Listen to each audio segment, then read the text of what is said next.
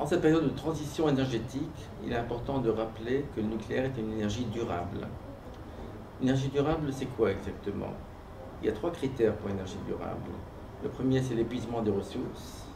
Il faut que ce soit une énergie qui n'épuise pas les ressources pour la génération future.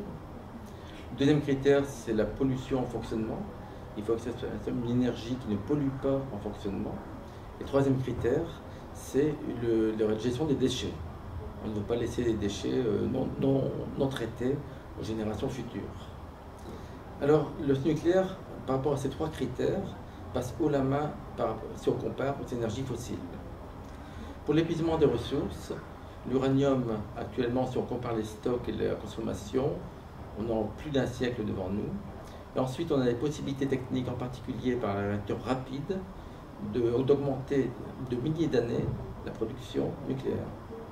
En particulier, la France a sur étagère du plutonium et de l'uranium, lui permettant, sans mine d'uranium et sans enrichissement d'uranium, de produire de l'énergie pendant des milliers d'années avec sa filière de réacteurs rapides. Sur le critère ensuite, en dehors des critères d'épuisement des ressources, sur le critère de pollution en fonctionnement, les chiffres de la pollution en fonctionnement des réacteurs nucléaires français se trouvent sur Internet, sont publiés. C'est des chiffres extrêmement faibles, par exemple 3 grammes de tritium par an pour l'ensemble des réacteurs français. Si on compare ces chiffres aux émissions produites par les autres sources d'énergie, comme le pétrole ou le charbon, là on parle en millions de tonnes de produits extrêmement toxiques et dangereux, y compris de l'uranium qui se trouve dans le charbon, qui est rejeté en quantité très importante par les centrales au charbon. Et donc, en termes de pollution en fonctionnement, là aussi, le nucléaire passe haut la main les critères par rapport aux énergies fossiles. On rappelle aussi que les énergies fossiles envoient tous leurs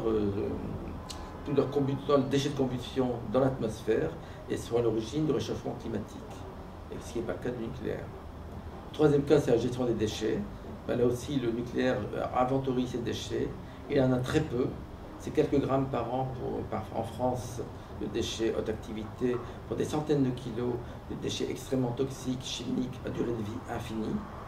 Autant les quelques grammes de déchets nucléaires français sont tracés et suivis dans le temps et ils seront stockés à long terme dans des dépôts géologiques, autant les centaines de kilos de produits chimiques produits par l'industrie ne sont ni tracés, ni stockés et se trouvent dispersés dans la nature de manière aléatoire et parfois par des circuits mafieux.